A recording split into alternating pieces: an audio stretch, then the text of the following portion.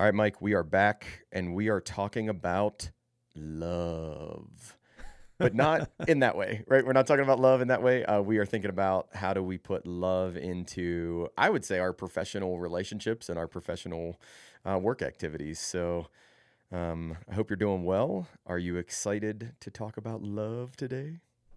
I'm nervous to talk about You're love nervous. today. Nervous to talk about love. Cool. Well, before we do that, though, let's do follow up. And there's not a lot of it. Although you did hint at me earlier that you have a twist to this. But our follow up item from last book is who are we going to give the book to? Okay. So Yeah. for those who haven't caught up on last episode, it's called What You Were Made For. Okay. And we thought this book was good enough that we were going to figure out who to give it to. Do you want to go first or do you want me to go first? Well, I figured out who I was going to give it to, and I've given away 4 copies so far. What? This guy. Yeah. This guy. So when we got done with that episode, it kind of hit me that this would actually be a great book for pretty much anybody who is graduating high school. Yep. I happen to have a senior who's graduating high school. So I immediately bought 6 copies of it and have been giving it out to the guys in his class who I think would read it just because of who he is in the basketball world. Mm-hmm. I think it's a little bit weird at all to come to a graduation party and hand someone a book, especially someone who like you're not super, super close with. Hey, I think you should read this. But yeah, we're doing it. So he's got, I think 6 guys in his class. So we bought 6 copies. Not everyone's going to get one. We actually, one of the guys who had a party, Toby told me that he's dyslexic. So he asked if we get the audiobook version instead. So we got that so he could listen to it. And yeah, we're gifting them to the high school seniors. I'm sure I'll find a few other people because I have a few extra copies now. But I thought that was a great idea when I had it. I agree completely. Interestingly, you and I are in the same boat here, right? When you said you already gave away 4, I was like, I know who you gave these to. And I was close. I didn't know it was the other students in Toby's class. I thought the same thing, my graduating seniors. Now, I don't think it works for all of the graduating seniors. I can tell you that I had 3 coming out of my program. For 2 of them, it doesn't work. The one, it 100% works. So it's like he's going to get a copy of it. And then there may be another former graduate, so alum that graduated a couple years ago, and he's going to get a copy. So that's who we should give the book to. And really, I think that like 18, 19, 20 to like 30-something-year-old range of age is the sweet spot for this book. I think if you gave people that, they would get a lot of value out of it if they read it, or they let it sit on a shelf for a year or 2 or 5, and then they go, huh, somebody give me that book. I'm going to read that book, which I've done that before, and that's a lot of fun too. Yeah. It's a lot of fun too.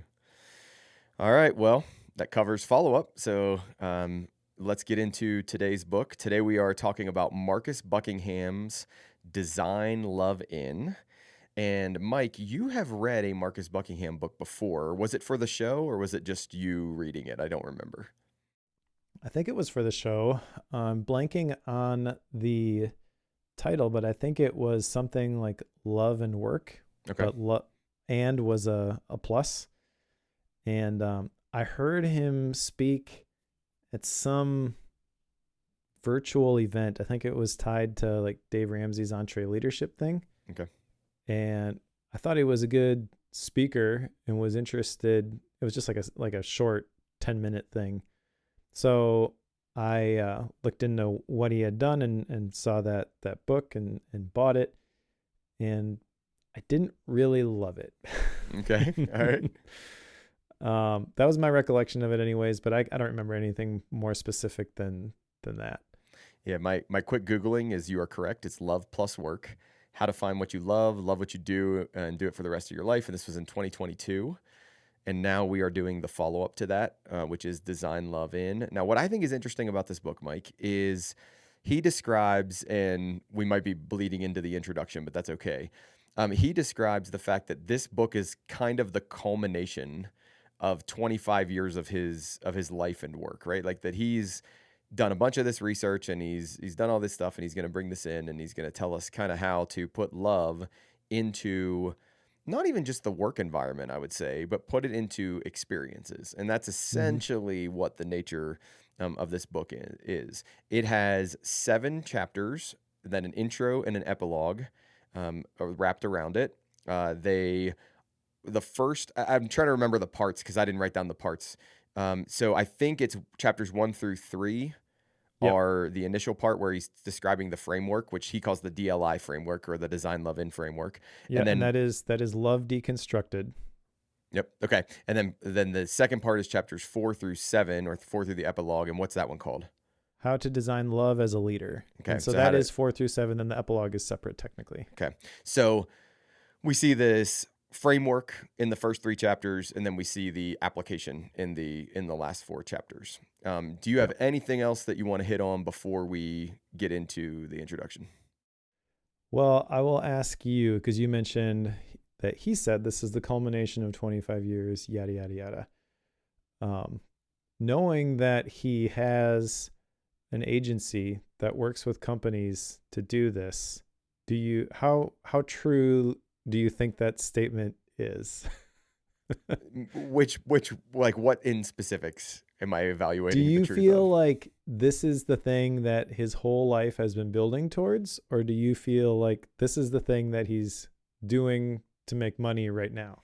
Nah, so I think I mean I have no idea, right? Like so the true answer is I have no idea. But like I would Yeah. say that if you look at the trajectory, love plus work, and oh Yeah. by the way, we're doing these things and we're noticing patterns in the data that we're collecting.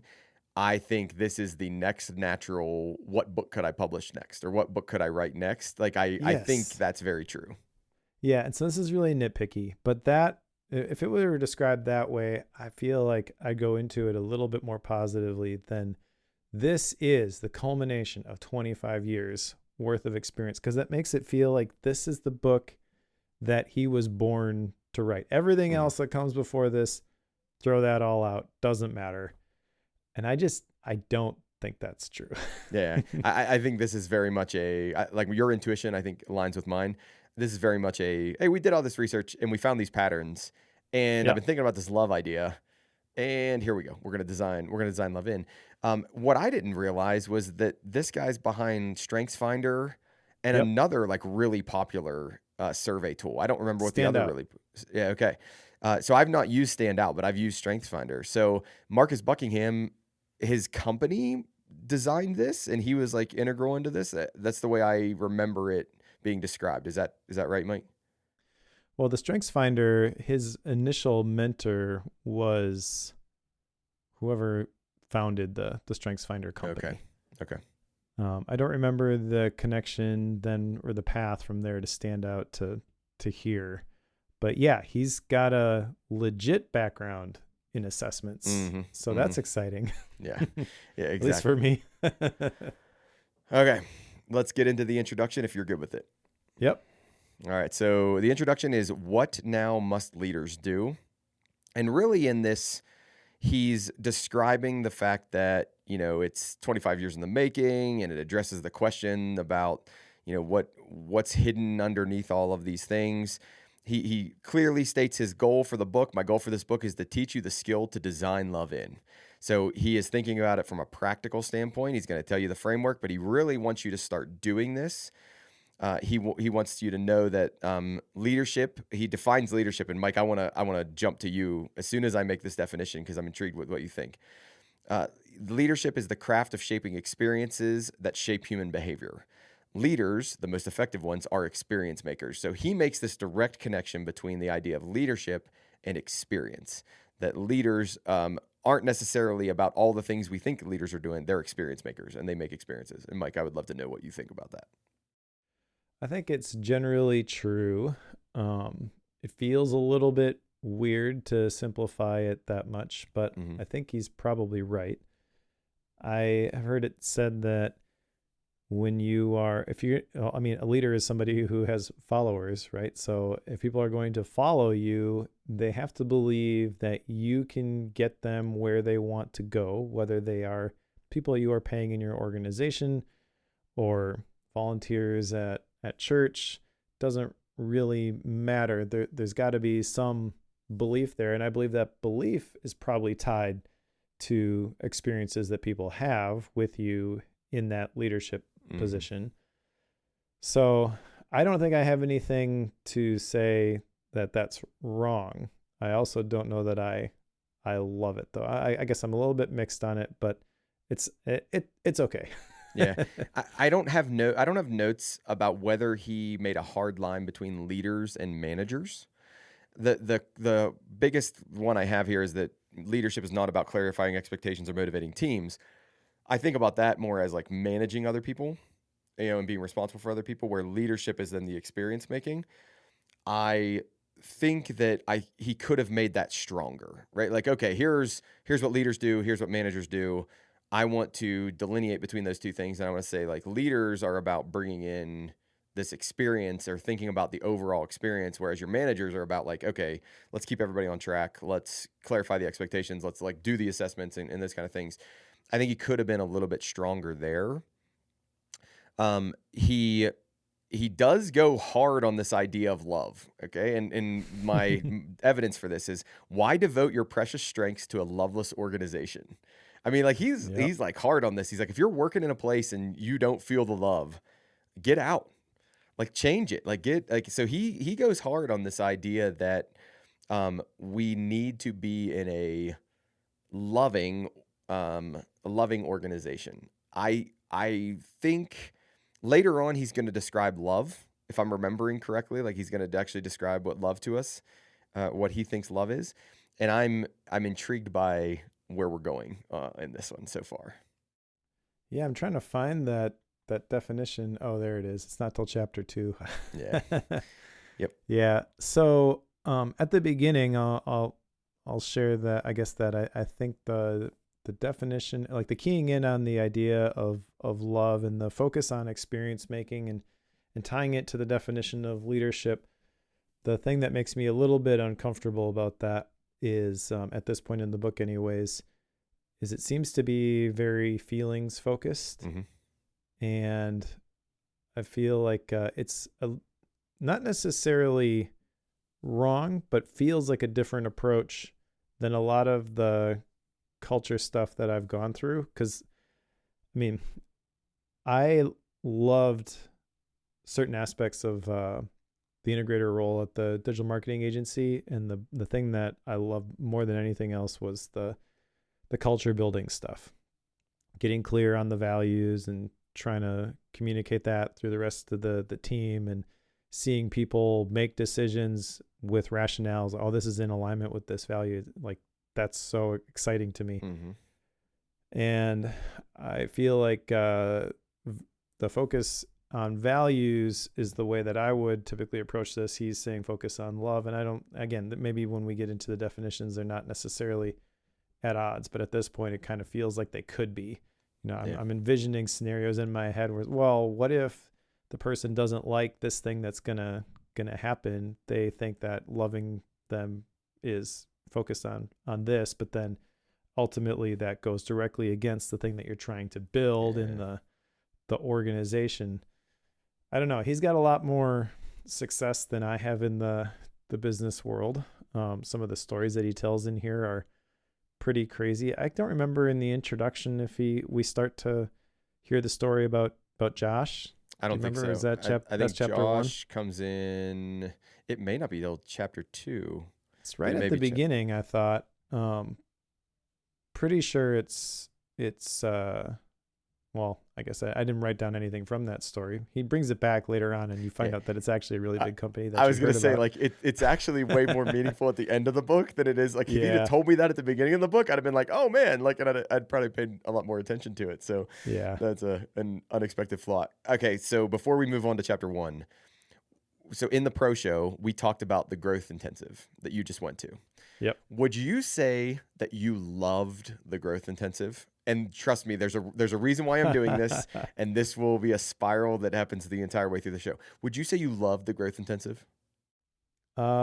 Yes, I would say that's accurate. Stop. Okay, cool. All right, so we're going to talk about that as we go on. So you would say you loved the growth intensive. Okay.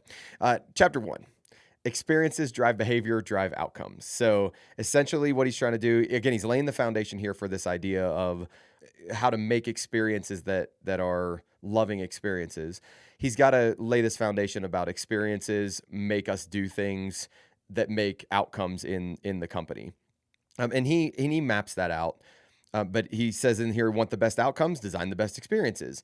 And where I'm interested in this whole chapter is like, well, duh, right? Like, I mean, yeah, that makes total sense. If we want the best outcomes, we got to design the best experiences. So I find myself asking as I'm reading this chapter, well, why don't we design the best experiences? Like, I think about things that Yeah. I do in life, and I think about, whatever it might be, whether it's, with my family, or whether it's, with my job as an academic, or whatever it is. It's like, why don't we design the best experiences? What prevents us from that? And I don't know about you, but I immediately start to get just hundreds of like, oh, well, we don't do it because of this, and because of this, and this reason, and this reason, and this reason. And like, Mike, I can line those reasons up all day long. But at the same time, I think Marcus Buckingham is right. Like, if we want the right outcomes, why aren't we designing better experiences? And then I go, oh yeah, because of this and this and this. And I go, all right, how do we get ourselves out of this doom loop? Because we're in a doom loop right now. And how do we get ourselves out of there? Yeah, there's a couple important things that he defines here. So one is an experience Mm-hmm. that is owned by the person, a series of moments affecting memory, meaning, emotion, and action. And then there's a moment, which is a chunk of an experience, a single interaction prompting an immediate reaction. And then there's a touch point, which is the raw materials of experiences, any sensory element of an experience perceived by the person. So I think you're right, that he's right to a certain degree. Yeah. So this is where I'm a little bit confused, because he also talks in here about the rating of experiences from 1, I absolutely hated this, to 5, absolutely loved this. Yep. Now, one of my jobs in a previous life working with other companies was to help them implement the Net Promoter Score. Are you familiar with this idea? We use that. That's how I'm essentially rated as a faculty member. Okay, so Net Promoter, though, has a very specific formula. It's those things you get 1 to 10. And if how likely are you to recommend this brand? 9 and 10, those are your promoters. 7 and 8, those are neutrals. 1 through 6 is actually negative. Okay. And I forget the exact formula, but you take like the number of promoters divided by like the number of detractors, and it's either positive or negative, a certain percentage. Okay. And the best companies in the world have plus, I don't know, 50%, something like that. Every once in a while, you'll see a creator like David Perel talk about his rite of passage, and our Net Promoter Score is higher than Apple and whatever. And like, it's not exactly apples to apples there. Yeah. But anyways, like, there's a specific formula to that. And so that's kind of what I was thinking of when he's describing this, except it's simpler. It's 1 to 5.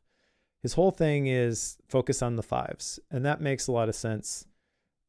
Discard the 4s are the same as the 3s. They're not the same as the 5s. So maybe that's a little bit different how people would typically think about this. But then it's kind of like all of the things that you are optimizing for in your business are based off of the things that those 5s tell you. Mm-hmm. And on the one hand, I feel like that makes sense. Like, that's the whole idea behind Net Promoter. But also the way he describes it in this book also feels like that's the only thing that matters. And I'm not sure that's actually true. Everywhere where I've talked about Net Promoter Score, you want a Net Promoter Score. Like, how likely are your customers going to recommend you?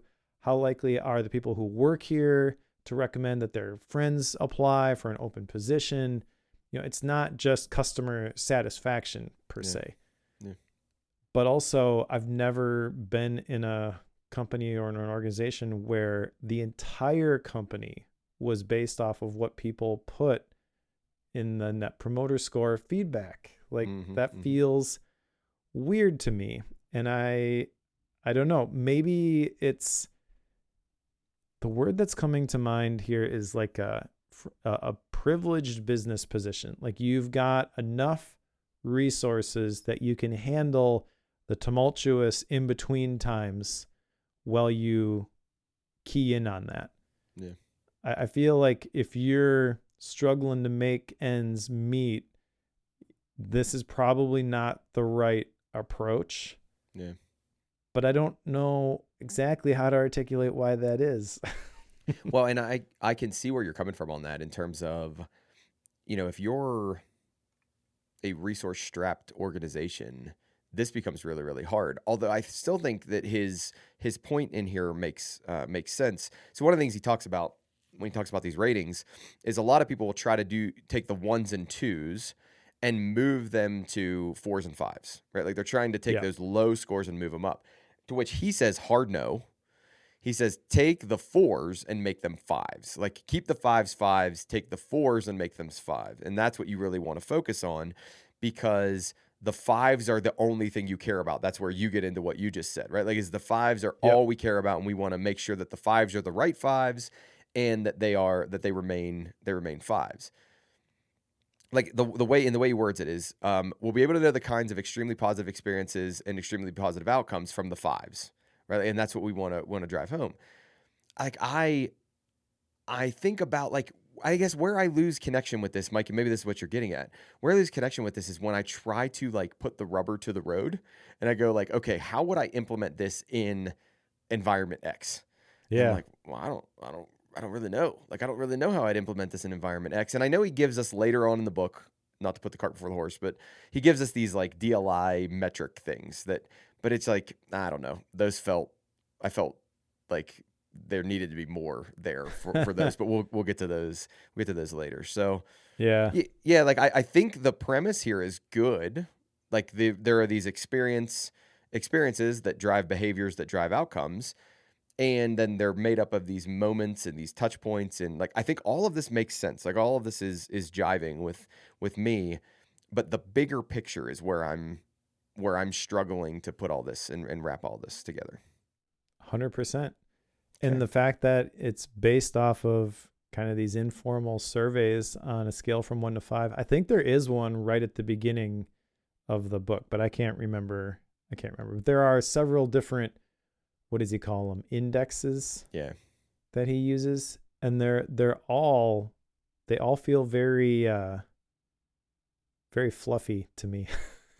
Not what you'd expect from someone who helped develop the Strengths Finder. and maybe that's because that's what they need to be. Like I don't maybe. know.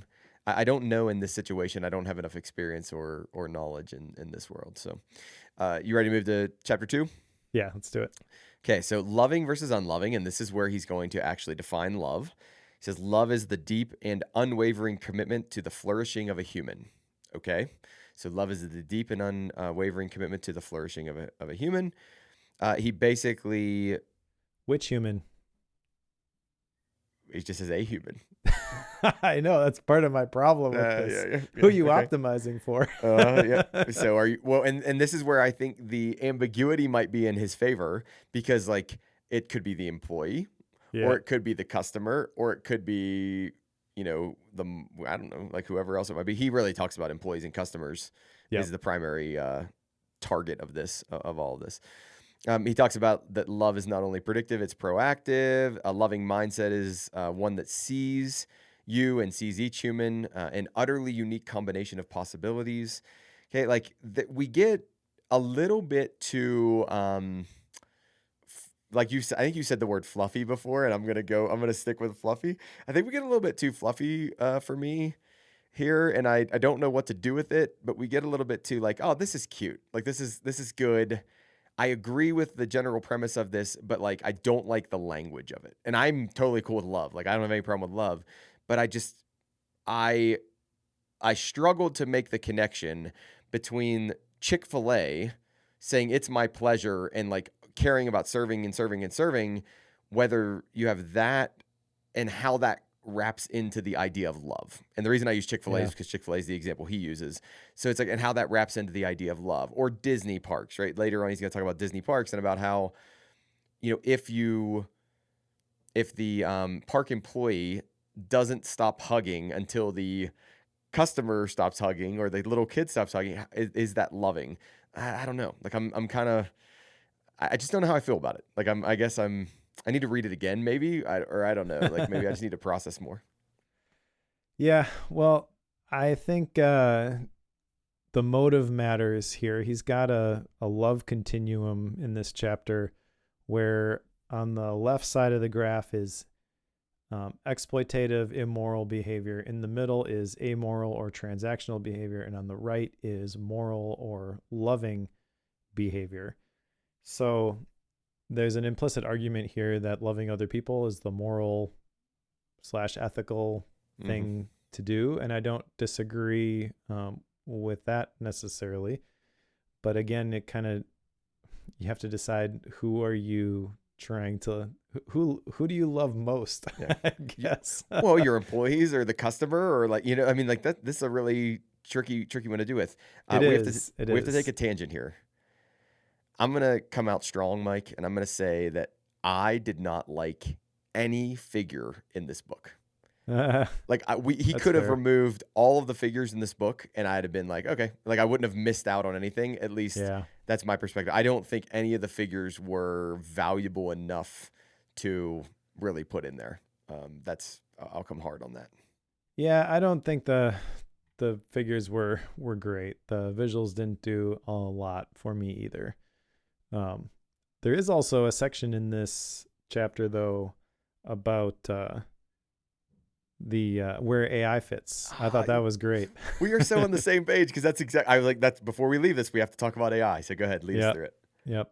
So he made the point that AI will always be aligned with someone's value system, and I think that's important to remember. And then when inserting AI, he has three things to I guess they're like best practices. He says to use transparency, use mimicry, and use empathic overreach. Essentially, be intentional about how you're using AI and care about the effect that it has on your messaging with the people who receive it.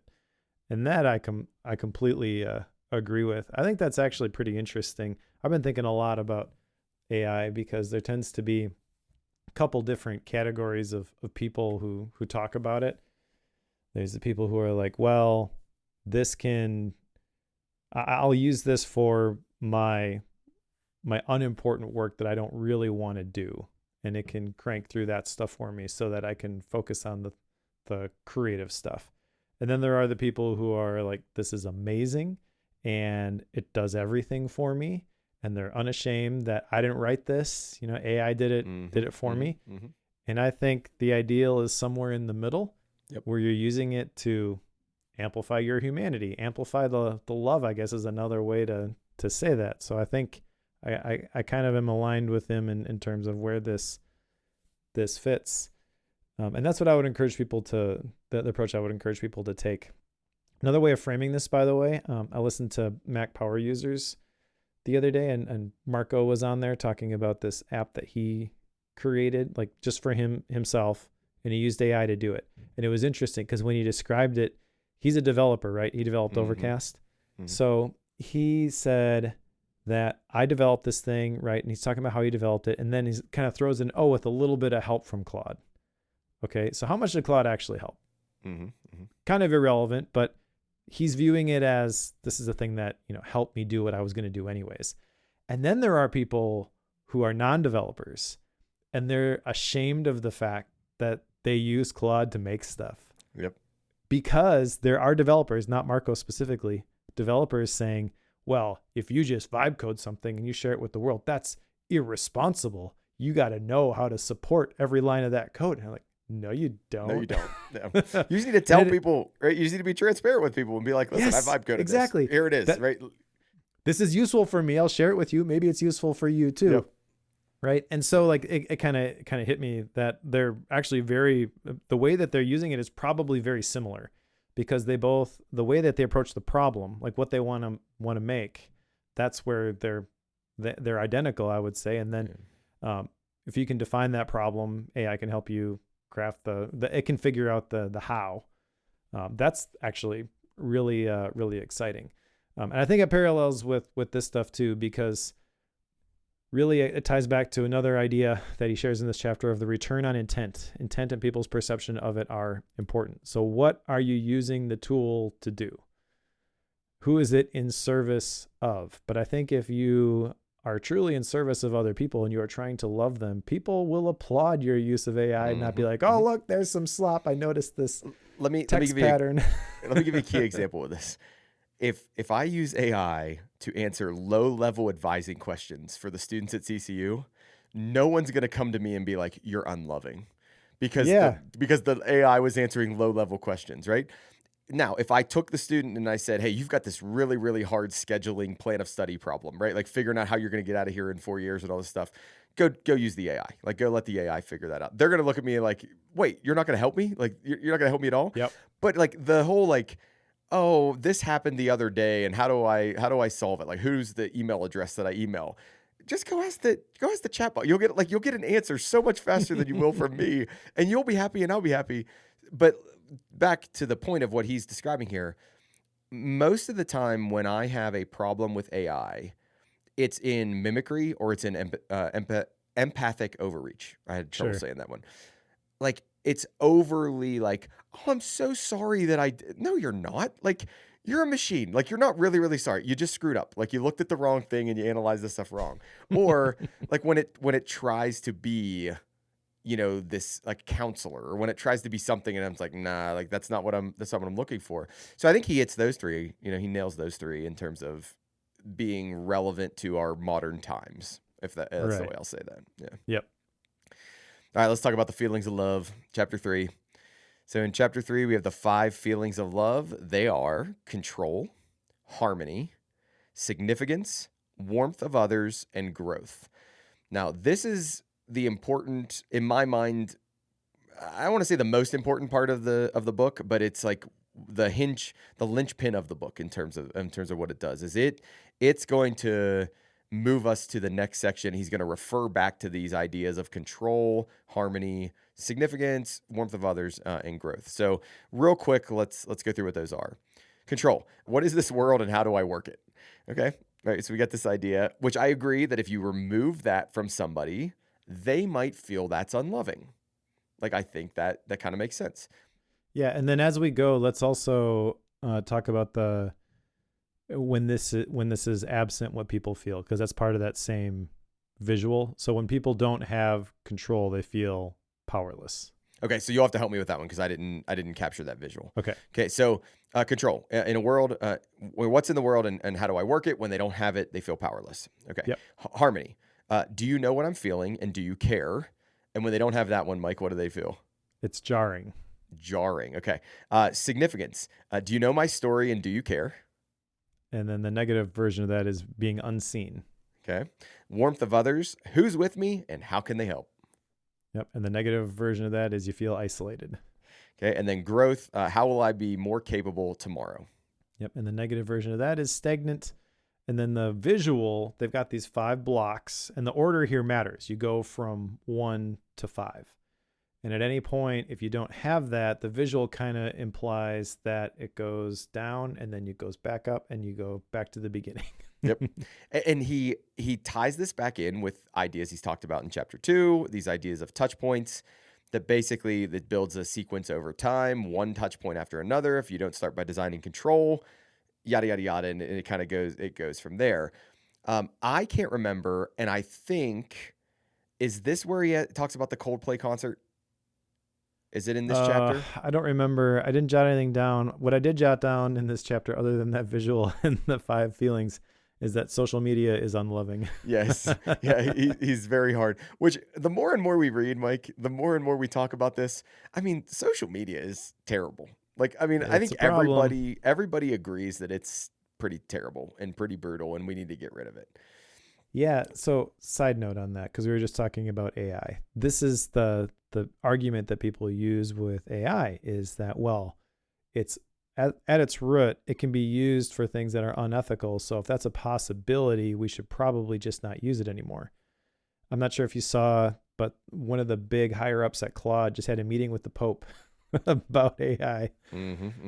And that was kind of interesting because that's the argument that is being shared. And I'm thinking to myself, well, if that's the case, we should have got rid of social media a long time ago. Well, I heard somebody say the other day, the Pope puts out the 240-page document on AI or whatever, and they're like, where was the one on social media? Like, Yep. like Missed that what? one, Yeah, buddy. we missed that one. I mean, if we were gonna hit one, that's probably the one to hit. Like, Right. not the AI one. Yeah. Mike, I don't know how you want to do this chapter. Like, so he calls them the feelings of love. Like, honestly, I feel completely underqualified to figure out whether these are the right feelings of love.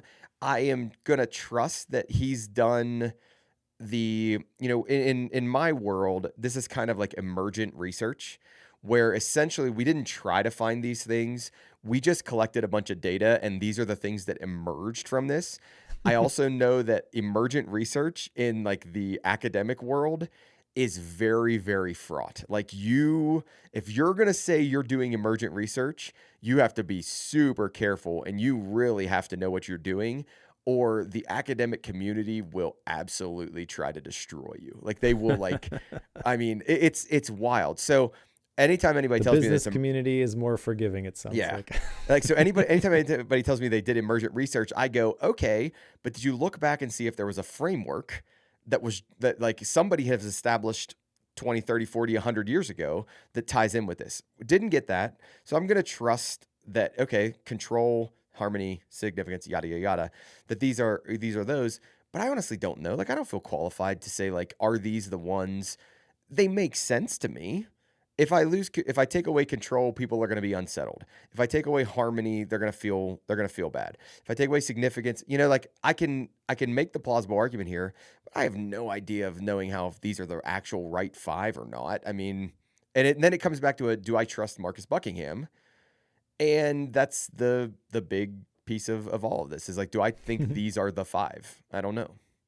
I mean, they make sense, but I also, you're kind of hitting on something that I mentioned at the beginning, and maybe is the reason why I struggle with this at this point. The emergent research maybe is tied to the fact that there really isn't a very clear, this is what you do and this is the result that you get. It's fine to talk about designing love in, but who are you designing it for? I know we'll get into that in the next section, but the different, what's the term? Stakeholders, not shareholders, like they're going to benefit financially from this, but they have a stake in the organization. You have customers who are stakeholders, you have employees who are stakeholders, you have different levels of employees that are stakeholders. And at some point, what they want, the best way to love any one of those individuals is going to be at odds with some other stakeholder in the organization. And how do you reconcile that? There isn't a clean way to do that. And so that is kind of the thing that's bouncing around in the back of my head and making me doubt everything that I've read up until this point a little bit. Because it's like, I can see that. Like, it makes sense, but it's not clear yet. Yeah. No, it's really a tricky thing to do for somebody who wants to lead a like big, difficult organization. And I think one of the things that I would love to have seen more in this book is taking a single organization and looking at the different levels or different stakeholders, like you're saying. Yeah. And like looking at like how these things come together. Cause I actually think that's where this gets hard. Like you're describing is one-off instances of examples are easy, but like when you actually look at the integrated piece of this, like that gets real hard. And maybe, to be fair to Marcus, maybe I am just overthinking this, because that definitely happens. He does talk about the Josh effect, the guy at the beginning where everybody loves him, and in the next section we're going to find out that he's high up in Disney. Yep. Right. So maybe it's just, no, don't worry about all that other stuff. Just try to practice this in the moment with every interaction that you have. And ultimately that will lead to better outcomes. But that's not explicitly stated here. And that's the question that I have that isn't addressed, is like, well, what happens when these are at odds? One of the things that I don't remember him saying, but maybe very true, and he might have said it somewhere in the book. Hey, listen, we're so bad at this that like even the smallest little bump up will dramatically change your organization. That's So true. therefore, like you don't have to nail everything. Like just make some progress, and you're going to see exponential growth, kind of a Yeah, thing. progress, not perfection. Exactly. Okay. So chapter 4, we're entering into part 2 now. So now we're going into more the application side of the book. Design love in for your team. So we've noticed here that like this might resonate with certain people, or it may, kind of exclude other people. The book is really kind of a leader's book. Like it's not meant for average Joe employee. It's meant for like leaders in organizations. So I would say, Mike, correct me if you think I'm wrong, but like I think that's the primary audience is it's leaders within an organization. Yes. And I'm not sure how I feel about that, to be Okay. honest. When you're talking about designing love in, I feel like this is something that, yeah, it has to start at the top, but really needs to trickle down through everybody in the Mm-hmm. organization. Mm-hmm. The examples that he shares with Disney and all those places, I think you easily could have added something in here about here's what this looks like at the C level, here's what it looks like at the manager level, here's what it looks like at the, I guess, low level. I don't know. Like he talks about the Imagineers and the people who are working in the parks and, how did they practice this? That Mm-hmm. is completely missing. And I feel like it would have benefited the book to talk about some of that stuff. Yeah. Yeah. So he's now, I guess, extolling the leaders. Hey, those things I talked about in the last 3 chapters, we need to apply those. Like, let's actually get those into work here. He says that basically, if we can create those 5 feelings in others, and he's very Mm-hmm. general, if we can create those 5 feelings in others, so I would say he would say customers and my employees and my other leaders and whoever it might be. Talks about the ABCs of experience making because he's still got that thread there that how do we do this? We leaders make experiences. So you have your authenticity, okay? You have your beliefs, and then you have your customs. So authenticity basically is like, am I do I mean what I say? Like is what I'm trying to pitch to you what I actually believe. There you go. I couldn't figure that out. Now where he talks about the idea of the mover and what's the other one, Mike? He's got 2 different categories here: the mover and something Yeah, I else. forget. I didn't jot those down because I didn't think they were all that profound. Yeah, they I only got the mover, so I don't know what the other one was, but that one might have come from his previous book, Love Plus Work. Ah, So he brings that back into here. Then we get into beliefs that basically, you know, we want to so move past the functional lens. Sorry, if you want to take me yeah, back. but beliefs really, this one is not, have beliefs. This is really communicate your Yeah, beliefs yeah, over and over and over again so that people don't have to guess what you believe. yep, And that I think is pretty valuable. So authenticity, beliefs, those are great. yep. Customs, I hate the word customs. Hmm. I get it for ABCs, Yeah. but why? Routines and rituals is so much better, which he quickly Yep. makes that. He goes, by customs, I mean routines and rituals, which is way better. Yep. Absolutely way better because this one probably stuck in my head the most is like I can tell you examples of this where we walk into a room for this type of a meeting and I can tell you play by play what's going to happen in the next 7 minutes. Like this is Right. going to happen, then this is going to happen, then this is going to happen, and I can tell you that 90% of the room is going to roll their eyes and 10% is going to just not care. They're going to be looking at their phone. And it's like this one clearly hit home the hardest for me is authenticity beliefs, but this customs or this rituals and rules. It's like, okay, how do we as Yeah. leaders think about those? Because I don't think we think about those a lot. We just do them. Yeah, I think these 3 things are really good. And the routines and the rituals, I agree, should have defined it as that. Also, I feel like the ABC, while it's convenient, implies that this is elementary, easy stuff. It's not. The routines and the rituals is the hard part. Uh-huh. And that is but it's also the good work. And I think it's also easy to connect that back to the idea of the experience making and the touch points Yep. with the term routines and rituals. Customs is a little bit of a stretch there. Yeah.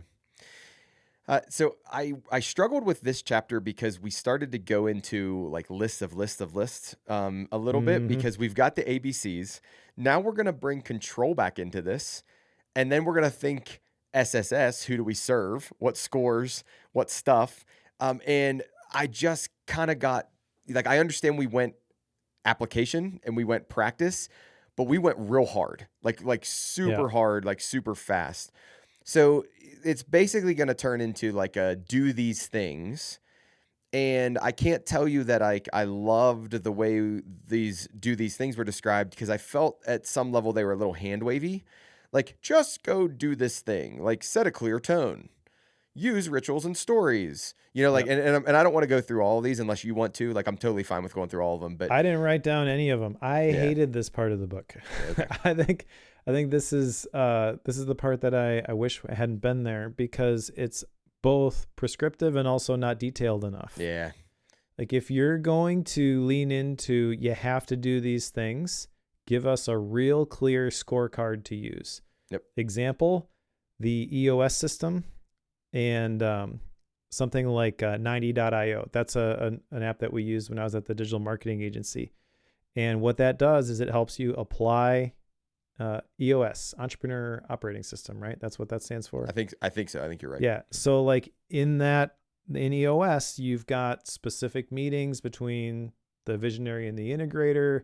You've got meetings with the people who are your direct reports. Everybody has one specific number that they're responsible for. So it rolls all that stuff up into the company-wide scorecard. If he had software like that for implementing DLI, like that would be great. And I feel like you would get more people to implement this. But I'm of two minds, I think, as he's describing this. On the one hand, I kind of get what he's doing here. Design love in. Who in their right mind is naturally thinking about designing love into their work? Not many people. Should they be? Absolutely. He's making a compelling argument for that. Okay, how do we do that? You've got to give people something, especially if this is emerging research. You can't point back and be like, see, obviously I can help you get these results. There's all this evidence that supports this. Okay, so you have to communicate enough specifics where people do inherently trust you that you know what you're talking about with this. But at this point, there is no solid framework or lattice work from which to hang these specific things. Mm-hmm. It just feels like a whole bunch of spaghetti has just been thrown against the wall. Yep. And the effect of that is overwhelm. I say that as someone who I'm probably who he's talking to in my integrator role. That wasn't a huge company, not Disney, things like that. But I think that's who those types of people are the people that he's writing this book for. Right. And also, I love these types of books. I love the culture stuff. I love the systems. I mean, at this point, I should be your biggest fan. Mm-hmm. And I frankly am not. Yeah. Yeah. Missed opportunity, I think. I think you said it really well. Yeah. Yeah. So, and not to say I disagree with any of the specifics there, but also I just don't really care enough about them to even write them down in my outline. Yeah. I don't think I would have been able to say it as well as you did in terms of that, but like not having a framework to hang it on. And I get that, like, design love in is like the moniker that we're going to put this under, but it just doesn't feel, it just feels loose. It feels not like usable, if that makes sense. Yes. And then he hits us with this, the DILX team metric. Yep. Right. Which is basically, I don't know. I didn't count them, but there's like 10 questions or something like that, or 10 things that I would rate on here. And I'm underwhelmed. Like, I'm very underwhelmed. What'd you say? Fluffy metrics. Yeah. So this I think I'm starting to realize, I think why I asked you that question way back at the beginning about, do you trust him? What is his goal with this book? Is it to get people to implement a system where they design more love into their companies and their organizations? Maybe that's like a someday maybe goal. I don't think he's there yet. What is the immediate goal of this book? Establish Marcus Buckingham and his company as the authority in this. You're not quite sure how to do this, but you know that they've done it before. So who do you call to say, hey, come do this for us? And oh, by the way, look, we've worked with Disney and we've worked with... That is not a bad objective, to be clear, right? But I do think if this is as important as he's saying that it is, making it just a little bit more attainable for people who want to take action on this from this book, it's got to be more than just the 10 question surveys at the end. There's got to Okay. be something a little bit more solid there. Okay, Mike, let's get meta on this. All right. So something is resonating poorly with us, with you and I, as we read through this and as we get to especially chapter 4, right? Like where we're at. So something's resonating poorly with us. Well, he would tell us it's either control or it's harmony or it's significant. Right? Which one do you think it is for you? And I don't know this either. Like I'm asking this live. So if you hear Mike think out loud, like don't be surprised because I don't know what it is for me, but something around this is not resonating well with us. Well, I don't know that I can point to one of those 5 feelings and say this is where I don't feel zoom in into my graphic where I feel unseen, isolated, stagnant, whatever. I don't think that's it. I think I'm 100% on board with the why, and I want to now have a little bit more meat in terms of how I would start to do this at different levels of the organization. And I think having some sort of tool to do that, which is more than just the surveys at the end. So this is the picture I get of these the metrics. I think he calls them those 10 question things. Yes. Mm-hmm. Go give those to your organization. Everybody in the organization, if this has not been a priority, puts a 3. What do you do then? Mm-hmm. Is there a clear path forward? I guess I better call Marcus. Right? Which is, again, that's fine, but it just feels like, and this is probably my issue with this previous book too, is like, what do you actually do with this? You read this book, and then the big question you're trying to answer is, so what? Okay. So I think we are both struggling with growth. How will I be more capable tomorrow after having read this book? And like, I don't think we can get to a strong, this is how I'm more capable as a leader who wants to design love into my organization. I don't think that's strong. Like, I don't think we can get to there strongly because of what you're describing. But it's 95% of the way there. It's like, just finish the bridge. Yep. Okay. So anyhow, just because I don't think we've ever done this, the design love in X team metric, you rate 1 to 5. 1 is 5 is strongly agree, 1 is strongly disagree. And you rate control. I know what my company stands for. I'm given everything I need to be successful in my job, yada, yada, yada, right? Like, so you rate control, harmony, significance, warmth with others, and those things. But like, again, it's only like 10 questions and you rate, it's a 1 to 5 rating, and you're not really told like, and apply it in the following way. I don't even know, Mike, if he links us out to his website for more information. Like, I don't remember him saying, and you can find out more. Does he do that? I think he mentioned it at least once outside of the context of this is, what my company does. Yeah. So there probably are additional resources, but people who have been listening to Bookworm for a while know that unless it's really compelling, I did not look at the additional resources. And he doesn't make a big deal out of it like a lot of the other books that we've read that do have quote unquote assessments built in. Yeah. I think the biggest part of the whole metric thing for me was Goodhart's Law, which, have you heard of Goodhart's Law before? I have, but I forget what it is. Yeah, so it's basically the law states as soon as a metric becomes a target, it ceases to be a metric.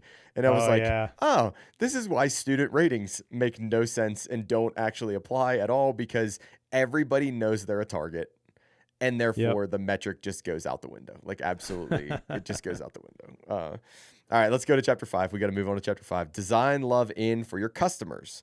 So in the last chapter, just because we went on a little bit of a path there, was design love in for your team. And now we're designing love in for our actual customers. Mike, like, this one is about like experience making and working through different things and asking questions. It gets into a strategy a little bit here and like strategic thinking. I'm going to tell you, Mike, like, I did not get a lot out of this chapter. Like, I did not get very much. So I don't know if you want to anchor us on this chapter or not, but like, there's very little I got out of this one. I got nothing. I wrote Okay. down the case studies that he mentions here, but nothing specific from them because I don't think there's anything specific that you're like, oh, I should totally do this. These are just examples, Yep. and maybe there's something that inspires you, something that you could do in your company or organization. But I think the real value of this really is just calling out the ways that other people have done this. So he talks about Disney. That's the big one. Okay. And you already kind of talked about the cast members don't release the hug first. Like that's the sort of stuff that he's pointing out. And I find that those sorts of stories fascinating.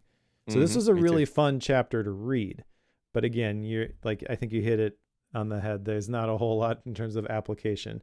It was interesting to hear him talk about Rivian versus Jeep, right? Because he's a Jeep owner and he wants Jeep to lean into this and he sees all the opportunities for them to do it and they don't. Whereas Rivian does, and he's like, "Come on, Jeep," right? And then he uses the Sunbum case study as the other one with the gorilla So mascot and stuff like you're that. absolutely right. This was a fun chapter to read, and nothing came out of it in terms of showworthiness.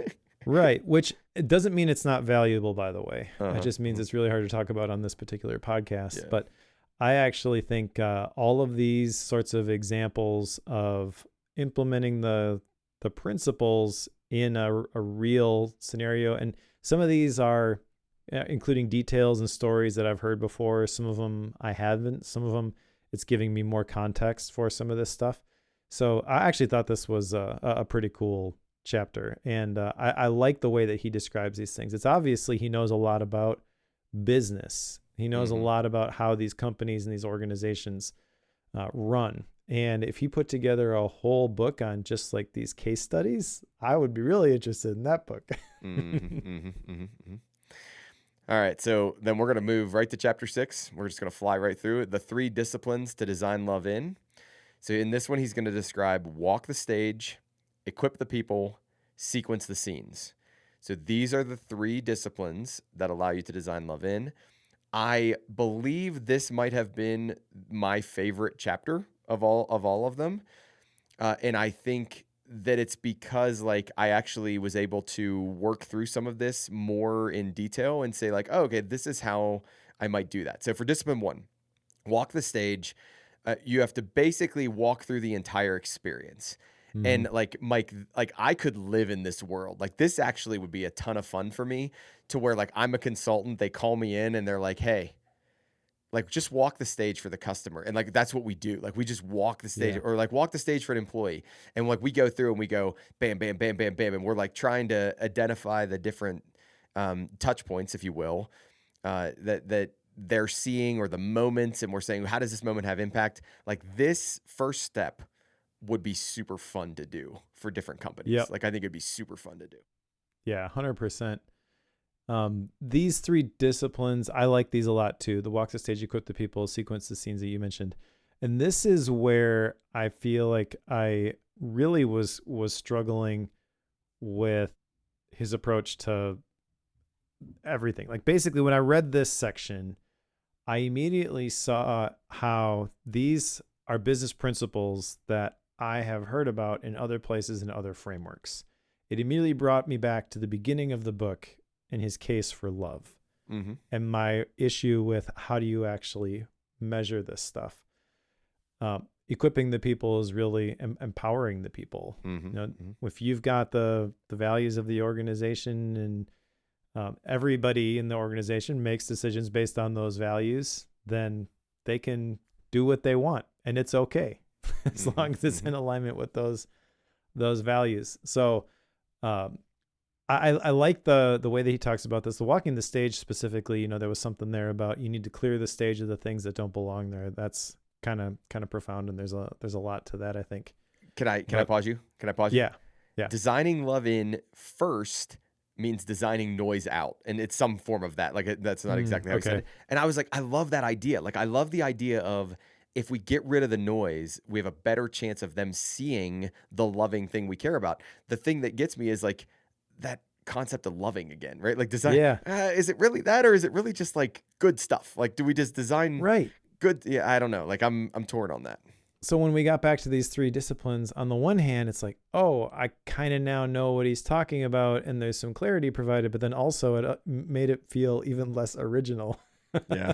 Yeah. So I'm kind of two minds of that. But I did like the thing that he talked about in this section about how clarity is loving. I've heard it said before, and I can't put my finger on where, that clear is kind. Maybe that was Radical Candor, Kim Scott. Do you remember? Yeah, I don't remember that. But like, you don't want people to have to guess. Yeah. You want it to be clear. This is the issue. This is what we're dealing with. This is what I think. I don't know necessarily remember exactly how that applies to those three disciplines, but there is a lot of good stuff in here. Yep. And then at the end of this chapter, he gives us the DLIX customer metric, which is basically the exact same thing with a little bit of wording tweak, and you still rate it 1 to 5 and you do the exact same thing.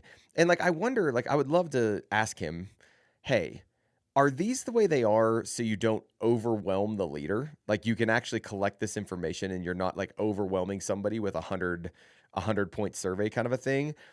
Like, Yeah. I would just love to know more about the creation of these metrics and these instruments, and like what the vision is for him saying like, this is successful. Like, this is how we know this is successful. Now, one of the things he does state in here is, as before, the same best practices apply. Field it once per quarter. Getting 40% fives puts you in the top 15% in our database. So like, they use this. Yep. So like, you essentially are just trying to turn all of these into fives, is what you're trying to do. Yeah. And how big is that database? And what's the average scores? And that's their all that special kind of sauce, stuff. right? That's their special sauce of their consulting company. Yeah. Yep. Yeah, for sure. Okay. Chapter 7. So we're at the last chapter before the epilogue. This is your road to DLI mastery. And in this one, he gives you 4 tools to develop mastery in this. So there's the BDA, look at before, during, and after. There's the MMO, focused on major missed opportunities. There's the MET, which is maximize every touch point. And then there's the WPW, wave your what's potential wand. What's possible. What's possible one. Forgive me. So wave your what's possible one. So these are the 4 different ways that you can help build mastery in designing a loving experience. So essentially, we've built a framework. Then we've built some tools under this framework, or some. What would be the last one? What's the last one? What's he call it? Disciplines. So we've got the framework. We've got some disciplines in the framework. Now we're actually getting the tools to implement this and get better at it.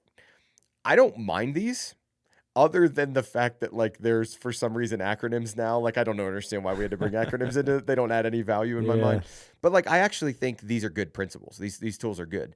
If I look at the overall sequence, before, during, and after, if I focus on major missed opportunities, I really like the way he frames major missed opportunities. It's not things that we're doing wrong. It's just things that we could do better. And I think that takes the negativeness out of it and like allows you to come in and go like, oh, if we just changed this, everything gets better. Oh, cool. That was a missed opportunity. Like, let's look at that. Maximizing every touch point. Again, the idea of resources. You and I've talked about that. It's like, can we really maximize every touch point? Like, what happens when we can't maximize every touch point? Like, how do we choose which ones to maximize and which ones not to? And then I actually am not a super huge fan of the what's possible wand, but like, I like the idea of that get out there and think creatively kind of thing. So that's, I guess there are the 5 accelerators here as well. Before we get there, the tools that he has for these, when I saw these, especially like the before, during, after, it's like the charts. That's where it clicked for me. Oh, there should be a tool that you can actually use this, implement this in your business. But also at this point, this is a very short chapter at the end of the book. And that's the sort of stuff I feel like that should have been interjected throughout so you could see it all come together at this point. When you share it all in the last chapter of the book, it feels really hard. It feels complicated. There's still the question of, okay, so we're looking at making more of these magical loving moments, but I do have to shift probably from how we've been running things in our organization to where we're going. And that's not going to be easy either. So how much time do I devote to this sort of thing? Is it 50%? Is it 80%? Is it 20%? Four Disciplines of Execution talks about the wildly important goals. That's 20% of your time, and 80% is the whirlwind, all the stuff that you've been doing that keeps the lights on. Mm-hmm. So yeah, this is sort of like, okay, but no. Yeah. And then the 5 accelerators. I wish these would have been separate chapters, to be honest. I don't like that these were combined. The 5 accelerators: name a steward, start small, educate, design a reliable dashboard, critical process redesign. The design a reliable dashboard, I feel like that you should have a screenshot. Show us what this looks like, and then tell us where to go to sign up. I could vibe code one for you, Marcus. Yeah, exactly. Like I didn't even remember the accelerators were in there, which shows you the impact that they had on me. I'm not going to say any of them are bad. I don't think any of them are, oh, he missed the mark on this one, but they just didn't have a huge impact on me. So anything else from this chapter, Mike? No, other than I feel like there's a whole bunch of stuff that's crammed in here right at the end. Yeah. Like in terms of business process design, like you're going to shift a company from one way of doing things to another. You first need to establish the baseline, and that's where those assessments come in, right? And then the next part is to create the plan or the strategy for what you're going to do different. That's really chapters 4, 5, and 6. Then you need to have some sort of measurement, right? That's what the 4 tools really are. Your retrospective, what you're going to do differently. And then once you have that stuff and it's going, then the accelerators feels like a natural chapter on like, okay, now how do you accelerate this? Now we're cooking with gas. What do you do to pour oil on this fire? And I feel like there's a lot of opportunity to go deeper into those things. And so it feels weird, and it's disappointing to me as a business systems guy. This got crammed into the end. Yep. Okay. Are you ready to continue speaking about cramming stuff into the end? Sure. Okay. So the epilogue, a stand in the hallways. So he starts this off because the chapter title's kind of weird, but he starts this off basically saying like, hey, when Doge happened, they fired a bunch of people in the federal government, and the people who didn't get fired stood in the hallways and like not congratulated, but like cheered for them and supported the people applauded, who had gotten removed. And then Mike, I have no idea where it comes from, but then we just get 10 non-negotiables. Right? Like, and I just feel like it's like, wait, what? Like, follow the 1 to 12 rule, no surveillance software. And I'm not going to read them all, but it's like, I don't doubt that these are good or that these might be okay, that we should think about these. And he links it to build a design love-in company, but like, there's no underpinning to these. As I'm reading them, they feel like throwaway ideas, like throwaway comments that I don't know why they're in the back end of this book. Like, help me understand why this is what we ended the book with, Mike. There's good stuff in there too. I agree. This is another chapter, if not another section. Yeah. in how to implement this stuff. Feels really weird that this is crammed in at the end. I think maybe what the intent here with the epilogue is, I know nothing. I haven't published, worked with an editor, published a book like this, but I can foresee a scenario where you are trying to pitch your book deal, right? And they want to know what's the first chapter, what's the epilogue, and then or the introduction. I would imagine the epilogue is high up on the list of things that you really got to nail. There's got to be value in this for somebody. So from that perspective, check the box. There's a lot of really good stuff in here. But yeah, it is weird to cram this in at the end of the book. I can sort of see how it maps back to all the stuff that he's talked about, but also it's not super clean. And most of the good conclusions that we see are a form of restating what we've gone through already in the book. Maybe there's a little bit of additional context, additional detail, but essentially it's like the pep rally for now go do the thing. And that's not this epilogue. Yeah. Yeah, like it just read so weird to me, that we had just finished the framework. We just finished trying to apply the framework and like how to mastery, and then oh by the way, that's what it felt like. It felt like an oh by the way, Yeah. here's 10 more things to think about as a design loving company.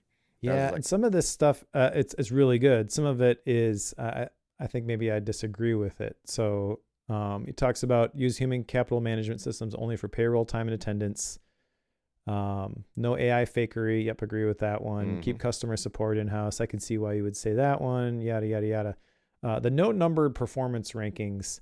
That one I struggle with a little bit. I get the point behind it because you don't want people to feel bad that they've just been assigned an arbitrary number by a manager and they never had a discussion about, why did I get this score and what do I do with this and how do I improve? But also, I feel like the numbered stuff was a big part of the EOS stuff that we implemented via 90.io. And just because you've got a number does not mean that you have to end up at the scenario that he's describing there. I think it is very possible to use numbered performance rankings as jumping off points for discussions about how you mm-hmm, can actually mm-hmm. improve. And that kind of hints at something else, which is a little bit of a I don't know, I feel like a little bit of resistance or like the scratching inside of me because he's talking about love and doing right by all these people. Sometimes the right thing to do by people is to let them go. Mm-hmm. What do you do with that? That is, if you were to ask them to fill out this this metric as part of your exit interview, they're not giving you fives. They don't understand that maybe that they're not a great fit for this organization, and they have to. You've talked to them and said this is the expectations. You've consistently fallen short of this. And again, there's like good ways to do that. There's bad ways to do that, and I think there's a lot of negative connotations that come along with something like a performance improvement plan, but it's valuable. Mm-hmm. It can be very valuable. Yeah, you got to do it with love, but this whole section at the end, because there's not a whole lot of room here to get into the specific details of this, feels like maybe we're swinging the pendulum too far the other way. Yeah, I can see that. I can very much see that. All right, that concludes Design Love In by Marcus Buckingham. I'm intrigued by the next part of our show because I want to know, Mike, did you get any action items? I will go first, but as you think about that, the only action item I got out of this book was I want to walk the stage for my engineering students from the moment they think about coming to CCU to the moment they graduate. Like that is the thing I want to do. I want to walk. Like, I'm not going to get this done before next week. Or for our next show. So it's like, I'm not even going to try to get it done. But like before we start the fall, I want to walk the stage for the incoming engineering students. So that is the only action item I got out of this book because everything else felt like too much of a reach. Like I either don't have the leadership status of the organization or the power, or I've got to give somebody this book and say like, hey, I need you to go read this book. And then we need to have like probably an hour, 2-hour conversation about it. And then I'd like to apply some of this stuff, right? Like I just, so that's my one. Walk the stage for an incoming engineering student. How about you? I got nothing. Yeah, I think if there had been like a tool for implementing this in your organization, I would probably want to go check it out. But there wasn't anything in here other than the general topic of care about people that I would want to implement in my company. That sounds weird because I'm a solopreneur, but I could see it growing at some point. And I do want to take into consideration some of the principles that he talked about here, but not in the way that he described them. I think that's where I'm struggling too, is like some of the core ideas I think are solid. I think they're good. I think businesses and or nonprofits and or whatever organizations are missing these. I just don't walk away from this book feeling like I can actionably implement those, or like I'm gonna have to work really hard to figure out how to implement those, and I don't want to do that. Right. From reading the book. Okay. All right, let's go to style and rating. My book. So I'll start. Oh, Mike, I don't know. I don't know. I don't know. I don't know. We've talked about the fact that there's some good core ideas here. I think there are some good nuggets of this. If I think about will I utilize some of these things? I do. Like, I think I'll utilize some of the disciplines. I'll utilize some of those tools that he describes in the later part of the book. I think the general idea of design love in, yeah, like I like that idea. I like the idea of experiences lead to behaviors lead to outcomes. Like, I think that general framework resonates with me. I don't think I needed this to be a book or a multiple 100-page book. Like, I think this would have been better for me as like a couple YouTube videos, like that, like outlined this and kind of gave it to me. I just don't think I got enough value out of it. I think I would have gotten more out of, here's the framework, and that would have been 3, 4, 5 chapters. Here are case studies, 3, 4, 5 chapters of how we did this at an organization, how we did this at a company, and here's how we hit this piece and this piece and this piece and this piece. Like, I think I would have gotten more out of it that way. I do not think there are many people that I am going to say, like, listen, you need to go read this book. Like, this book is it's a banger. Like, go pick this up and it's going to change your life. I really don't think that's going to happen. I think there might be a couple principles that I would say, have we thought about this for the person walking in the door? Have we thought about this for, whoever's doing that? But by no means do they need to go read the book. I can summarize the things that are relevant there pretty quickly for them. So as I think about, like, kind of all the ways that I evaluate the ranking of a book, I like 3 is where I'm sitting, but I kind of feel like it's too high. So it's like I'm just kind of like, is this really, it's definitely not a 4 or 5 for me. I think I'm going to sit at 3 because I think there's enough good stuff in here that it brings it up to a 3, but it doesn't make my 4 or 5 tier for me. So Mike, how about you? What'd you rate this one? I'm going to meet you at 3. That's the number that I landed on Okay. right away because I think that there's some good stuff in here. I think it's a fine read. Like, it's a fine book. This book is fine. Fine. It's ultra fine. It's ultra fine. Yeah. The interesting stories. I like the topic. I agree it's important. I think it's something people should be thinking about. So I'm glad it's out there. Somebody's talking about it. I have lots of issues, I think, with how do you actually implement this. I would love to see a self-directed version of applying this sort of thing, whether that's a tool that you can use or even just a collection of resources that's more in depth than the metrics at the end of the chapters. That's not enough. Sorry, it's just not. And then describe the scenarios. When no one gives you 5s, what do you do? Or this is how you slice up your time in terms of moving in this direction. There's not a lot of application, I feel like, for this. But I think that Marcus is very learned and knows a lot about this stuff. Yeah. I feel like the structure of the book is also kind of weird. I actually wish it was another 150 pages. I wish there was a section where it talked about, here's how you implement this stuff. Here's the cadence. Here's the meetings you need. Like, EOS the heck out of this. But instead of EOS, it's DLI. And then you get into the non-negotiables, and I want stories and applications of all that stuff. Show me exactly what this looks like in practice. That would be a much more valuable book for me. As it is, it's okay. Yeah. It's so funny that you said I wanted more pages, because I was thinking the exact same thing in the last couple chapters. Yes. I was like, oh, like, we need to expand this. Like, there needs to be more here, and we just didn't get it. So I agree with you completely. So we're a double 3 on this one. As you're thinking about whether to pick this one up, consider whether you want to read a double 3 and how much love matters as you think about things. Let's put Design Love in on the shelf. Mike, what is our next book? It's Design Love in Part 2. No, just kidding.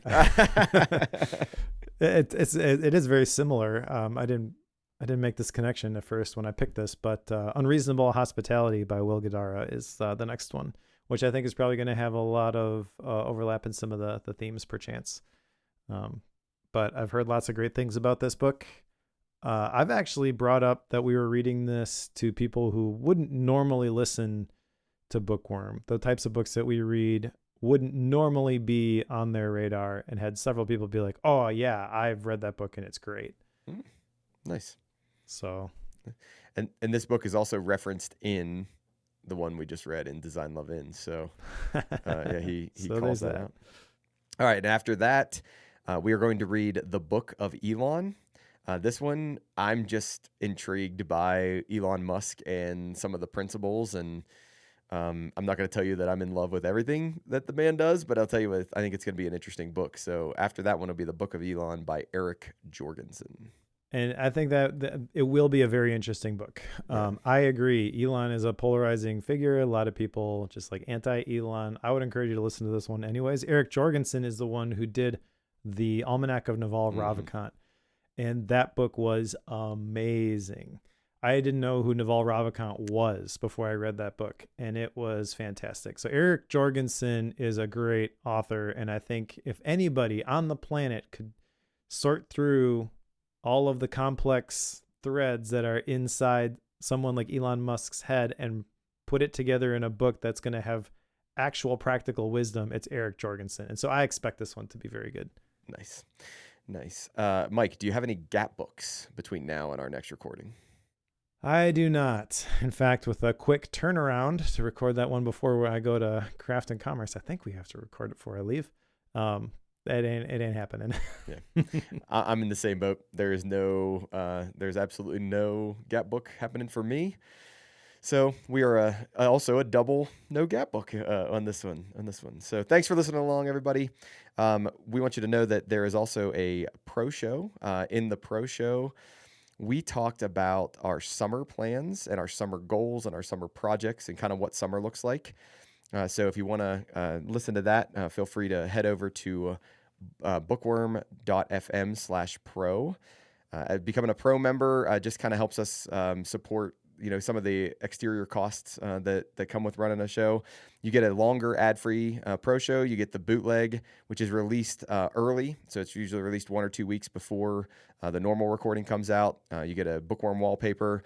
Mike has generously shared his reading masterclass with us. So if you're interested in becoming a pro member and helping support the show, it's $7 a month, and you can head to bookworm.fm/pro. All right. If you're reading along with us, pick up Unreasonable Hospitality by Will Guidara, and we'll talk to you in a couple of weeks.